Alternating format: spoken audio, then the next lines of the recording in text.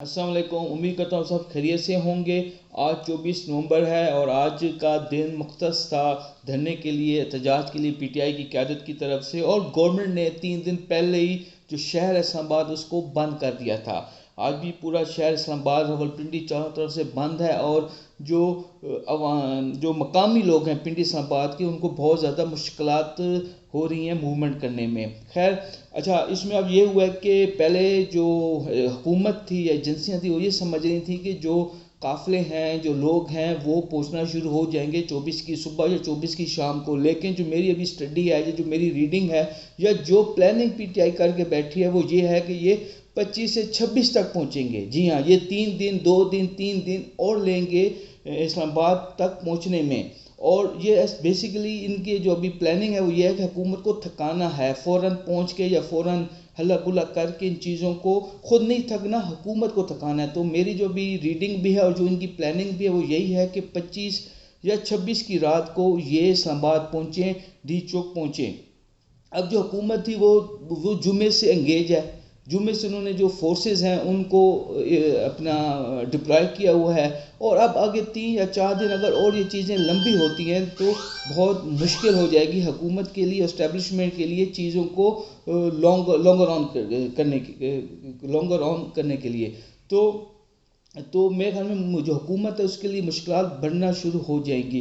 दूसरा, कल जब मोहसिन नकवी ने कॉल की मिस्टर घोर को, और मिस्टर घोर ने फिर ये एहतजाज ख़त्म करने के हवाले से इस्लामाबाद हाई कोर्ट का जो डिसीजन था उसके हवाले से, उसकी रोशनी में एहतजाज ख़त्म करने के हवाले से, तो फिर मिस्टर घोर ने टाइम उनसे लिया और सियासी कमेटी जो है जिसमें तमाम सीनियर रहनुमा हैं उनको, उनकी सियासी कमेटी का इजलास बुलाया गया। और सुनने में आ रहा है, मुझे मालूमात मुझ तक पहुँची है कि सियासी कमेटी में शिबली फराज और घोर साहब जो थे वो नरम गोशा रखते थे। उनके माइंड में था, ये चीज़ें चल रही थी कि जो एहतजाज है वो हम किसी बहाने से या किसी उज़र से हम इसको ख़त्म कर दें। लेकिन उमर अयूब, शहबाज गिल स्काई पर थे, खुर्शीद शाह जो सबका गिलगित बल्तिस्तान के वज़ीर आला हैं, तमाम बाकी रहनुमाओं ने बहुत सख्त स्टांस लिया और उन्होंने कहा नहीं, अब ये जो हमारी फाइनल कॉल है इसको किसी सूरत ना पोस्टपोन करेंगे ना ख़त्म करेंगे और ये 24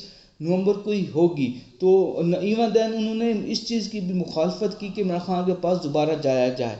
तो जो इरादे हैं सीनियर रहनुमाओं के पीटीआई के वो बहुत ख़तरनाक हैं। वो पूरी प्लानिंग करके बैठे हैं और ये आखिरी जो एहतजाज की कॉल है, आखिरी जो फाइनल कॉल है, उसको किसी नतीजे तक पहुंचाने के लिए पुरअज़्म है। तो कल जो सियासी कमेटी का इनका इजलास हुआ पीटीआई का, वो भी इस चीज़ की डायरेक्शन दे रहा है, ये चीज़ बता रहा है कि जो सियासी रहनुमा हैं, जो पीटीआई है, वो पीछे हटेगी नहीं। जो सियासी पारा है वो इस्लामाबाद का चढ़ चुका है। दोनों तरफ से जो चीज़ें हैं वो सख्त स्टेप लिए जाने का कहा जा रहा है। तो अभी काफ़िला पेशावर से निकल चुका है, गाजी खान, डेरा इस्माइल खान से भी निकल चुका है अली अमीन गंडापुर के भाई की क़यादत में।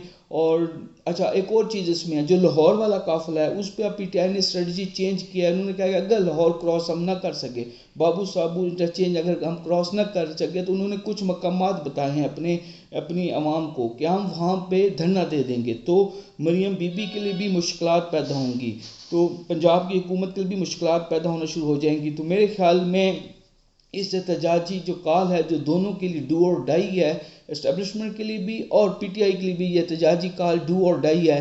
तो इसका कुछ ना कुछ रिजल्ट ज़रूर निकलेगा। उम्मीद करता हूँ आपको मेरा वीलॉग पसंद आएगा। अगर जैसी न्यू इन्फॉर्मेशन मुझ तक आती है मैं आप तक पहुँचा दूँगा। बहुत शुक्रिया।